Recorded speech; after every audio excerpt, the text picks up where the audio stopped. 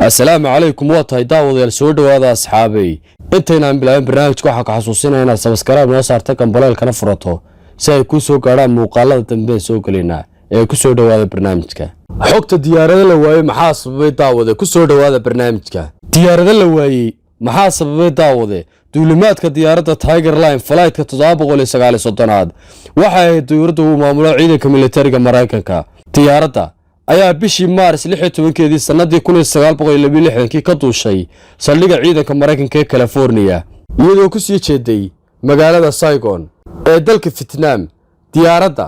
waxa la socday 390 askari oo Mareykan iyo 3 ka tirsan ciidanka Vietnam koonfureed diyaaradda ayaa shidaal ka qaadanaysa oo ku degtay saldhigga ciidanka Anderson Air Force Base Guam waxaana markaa ay ka duushay saldhiggaasi ay ku sii jeeday jihadii loo qorsheeyay nasiib darro diyaaradda mar dambe war lagama helin meel ay ku dambeysay lama garanayo tan iyo maanta waxaana laga soo qaaday in dadkii saarnaa dhammaantood ay dhinteen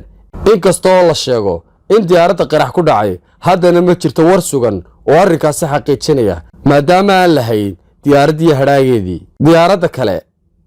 oo lahayd shirkadda diyaaradaha ee Malaysia Airlines oo ku jirtay duulimaadkii 370aad flight-keeda 370 oo ahaa duulimaad caalami ah ayaa la waayay 8 Maaris sanadii 2014 kadib markii ay ka duushay madaarka caalamiga ah ee Kuala Lumpur iyadoo ku sii jeeday meesha loogu talagalay oo ahayd madaarka caalamiga ee Beijing bayloodada diyaaradda Boeing 777 ayaa markii u dambeysay la xidhiidhay kantaroolka taraafikada hawada intaasi kadib diyaaradda ayaa laga waayay shaashadihii raadarka daqiiqada kadib laakiin waxa haddana hayay raadar military iyadoo raadarkaasina ka baxday wax yar kadib dhammaan 227 rakaabka ahaa iyo 12 shaqaale diyaaradda saarnaa ayaa dhammaantood ku dhintay lumitaankii duulimaadkii diyaaradda 370 ayaa ahaa shilkii ugu xumaa ee ku dhaca Boeing 777 iyo kii ugu dhimashada badnaa ee taariikhda duulimaadyada ee dalka Malaysia diyaaraddan iyo mid wax yar ka horeysay oo shirkadda lahayd ayaa sababay in hoos u dhac weyni ku yimaada shirkadda duulimaadyada